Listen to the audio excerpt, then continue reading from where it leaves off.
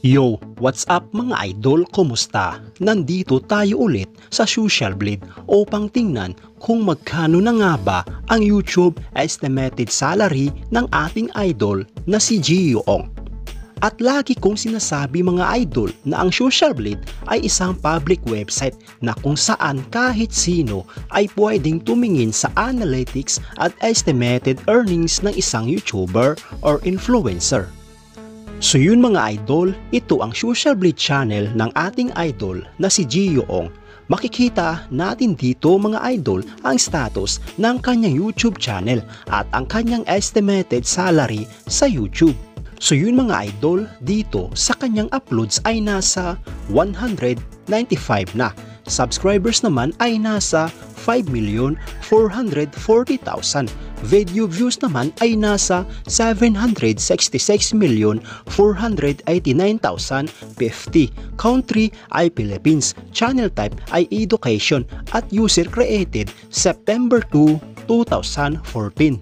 At dito naman sa baba mga idol, ang total grade niya ay nasa letter B+. Social Blade rank ay pang 22,929. Subscriber rank ay pang 779. Video views rank ay pang 17,972. County rank ay pang 32. At sa education rank ay pang 209. At dito naman sa subscribers ng ating idol na si Gio Ong for the last 30 days ay mayroong pumasok na 110,000 subscribers. Tumaas ang kanyang subscribers percentage sa 83.3%. At dito naman sa video views mga idol for the last 30 days ay mayroong pumasok na 21,824,000 views. Tumaas ang kanyang views percentage mga idol sa 47.1%. So yun mga idol, dito naman tayo sa YouTube stat summary ng ating idol na si Gio Ong noong October 28, 2023 hanggang November 10, 2023. Makikita natin dito mga idol ang nadagdag na subscribers, nadagdag na video views at ang YouTube estimated earnings niya sa bawat araw. Pero mga idol, ang titingnan natin dito ay ang daily average at weekly average. At inuulit ko mga idol, ang impormasyon na ito ay isang estimated earnings lamang dahil ang website na ito mga idol ay nagbabase lamang sa views ng bawat video. So yun mga idol, umpisa natin dito sa daily average. Dito sa kanyang subscribers mga idol sa loob ng isang araw ay merong pumasok na 3,660 subscribers. At dito naman sa kanyang video views mga idol sa loob ng isang araw ay merong pumasok na 727,478 views. At sa kanyang estimated earnings naman mga idol sa loob ng isang araw, simula dito sa lowest ay merong pumasok na $182 hanggang sa highest na umabot ng $2,900. At kung i-convert ito sa ating pera, ang katumbas nga pala mga idol ng $1 ngayon sa peso ay nasa 55 pesos. So yun mga idol, ang katumbas ng $182 sa peso ay nasa 10,010 pesos. Ito ang kanyang posibleng kikitain sa loob ng isang araw sa lowest estimated earnings. At ang katumbas ng $2,900 sa peso ay nasa 159,500 pesos. Ito naman ang kanyang posibleng kikitain sa loob ng isang araw sa highest estimated earnings. So yun mga idol, uulitin ko, ang impormasyon na ito ay isang estimated earnings lamang dahil ang website na ito mga idol ay nagbabase lamang sa views ng bawat video.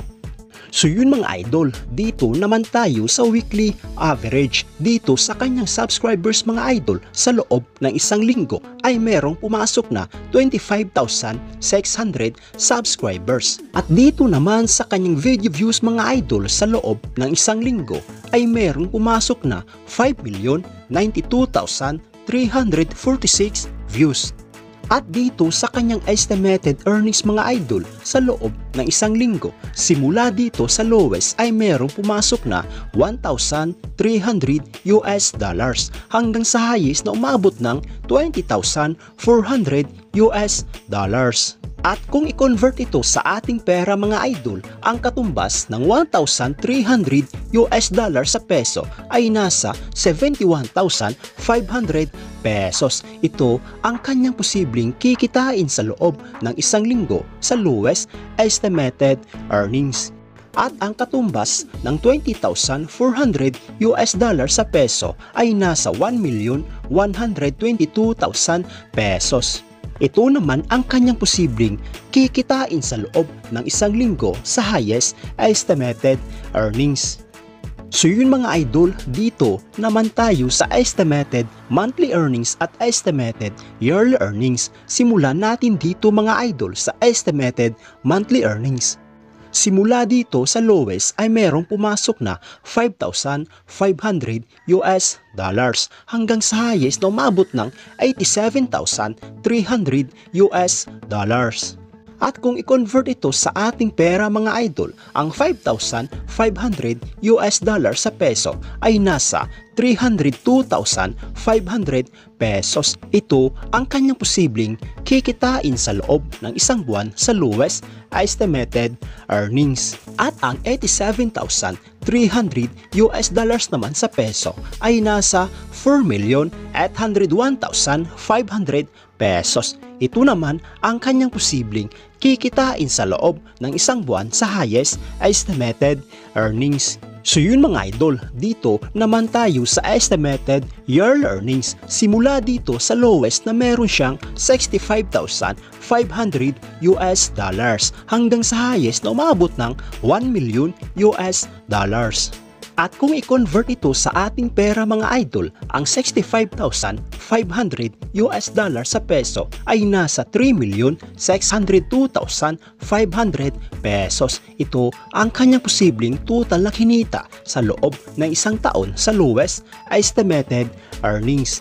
At ang $1 million naman sa peso ay nasa 55 million pesos. Ito naman ang kanyang posibleng total na kinita sa loob ng isang taon sa highest estimated earnings.